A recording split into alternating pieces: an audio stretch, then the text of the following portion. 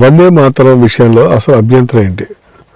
మొదట అక్కడి నుంచే ప్రారంభిద్దాం. కొంతమంది ముస్లిం క్రైస్తవ మత పెద్దలు వందే మాతరంలోని కొన్ని భావాలపై అభ్యంతరం చెప్తున్నారు. ముఖ్యంగా మాతృభూమిని దుర్గా, లక్ష్మి, సరస్వతి రూపాలతో పోల్చడాన్ని తమ మత సిద్ధాంతాలకు విరుద్ధంగా చూస్తున్నారు. ఇక్కడ నా ప్రశ్న ఏంటంటే, ఇక్కడ నిజంగా మనం ఏం చెప్తున్నాం? భారతదేశాన్ని మాత అని పిలవడం అంటే ఒక మనిషిని దేవుడిగా పెట్టి పూజించడం కాదు. మనకు జన్మనిచ్చిన తల్లిని ఎలా గౌరవిస్తామో, మనకు నీరు ఇచ్చిన నేలను, ఆహారం ఇచ్చిన భూమిని, మనల్ని పెంచిన దేశాన్ని కూడా మాతృభూమి అని గౌరవించడం, అది మన సంస్కృతిలో అవమానం కాదు, అది అత్యుత్తమమైన గౌరవానికి సూచకం. దుర్గా అంటే ఒక వ్యక్తి మాత్రమేనా? ఇక్కడే భారతీయ ఆధ్యాత్మిక దృష్టిని అర్థం చేసుకోవాలి. దుర్గా అంటే నాకు కేవలం ఒక రూపంలో కనిపించే దేవత మాత్రమే కాదు. దుర్గా అంటే శక్తి, ఈ విశ్వం నడపడానికి అవసరమైన శక్తి, ధైర్యం, రక్షణ, సృష్టిని నిలబెట్టే సామర్థ్యం, వాటికి మనం ఒక రూపం ఇచ్చాం. అలాగే లక్ష్మి అంటే కేవలం ఒక దేవతా విగ్రహం కాదు, సంపద, శ్రేయస్సు, సౌభాగ్యం, జీవన సమృద్ధి. సరస్వతి అంటే జ్ఞానం, విద్య, బుద్ధి, కళ. ముస్లింకైనా సరే ఇవి కావాలి, క్రిస్టియన్కైనా సరే ఇవి కావాలి, వద్దా?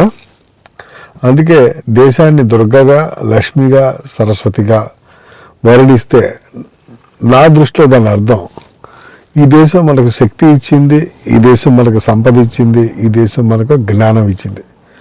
ఇందులో అవమానం ఏముంది? దేవుడు ఎందుకు పురుషుడే కావాలి? ఇంకొక ప్రశ్న కూడా నాకు వస్తుంది. దేవుడిని పురుషుడిగా ఊహిస్తే సమస్య లేదు, నిరాకారుడిగా ఊహిస్తే సమస్య లేదు, మరి దేవుడిని స్త్రీ రూపంలో చూడటంలో సమస్య ఏంటి? స్త్రీలో దేవత్వాన్ని చూడటం ఎందుకు తప్పు కావాలి? మన భారతీయ దృష్టిలో దైవం ఒకే లింగానికి పరిమితం కాదు. దైవం పురుషుడు కావచ్చు, స్త్రీ కావచ్చు, ప్రకృతి కావచ్చు, శక్తి కావచ్చు, అంతిమంగా రూపం లేనిది కూడా కావచ్చు. ఇలాంటి భావాలకు ఈ నేల మీద పుట్టిన ప్రతివాడు వారసుడే. ఇవాళ ముస్లిమ్స్ కానీ, క్రిస్టియన్స్ కానీ అందరూ కూడా ఈ వలస వచ్చిన ఈ మతాలు తీసుకోకముందర ఇటువంటి ఆధ్యాత్మిక వారసత్వానికి వాళ్ళు వారసులే. ఇది నాకు భారతీయ ఆధ్యాత్మికతలో ఉన్న గొప్ప విశాలతగా కనిపిస్తుంది. ఈ దేశంలో ఉండే వాళ్ళందరూ ఈ విశాల దృక్పథం అలవాటు చేసుకోవాలి. మన దగ్గర నిరాకార భావన ఈ సనాతన ధర్మంలో కూడా ఉంది.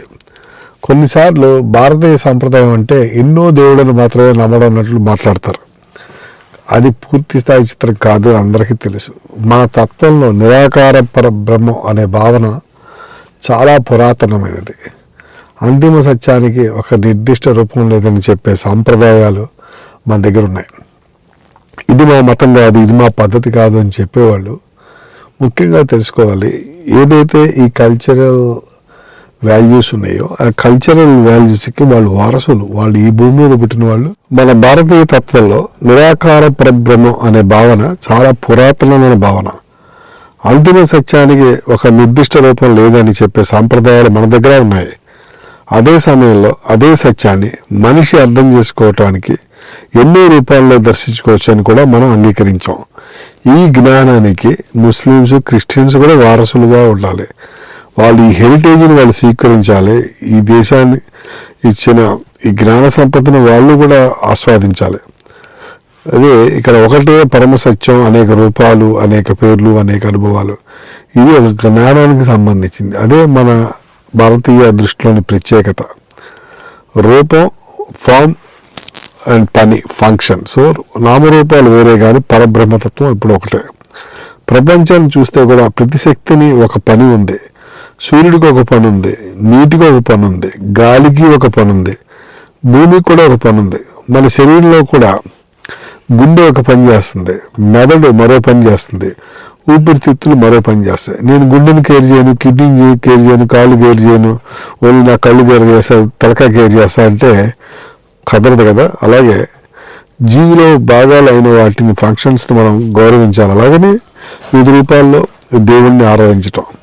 అదేవిధంగా భారతీయ తత్వం పరమ సత్యంలోని వివిధ శక్తులను కలిపి రూపాలు ఇచ్చిందని మనం చూడాలి. అందుకే దుర్గా, లక్ష్మి, సరస్వతి వేరు పరమసత్యాలు కావాల్సిన అవసరం లేదు. అవి అదే విశ్వసత్యంలోని వివిధ శక్తులు.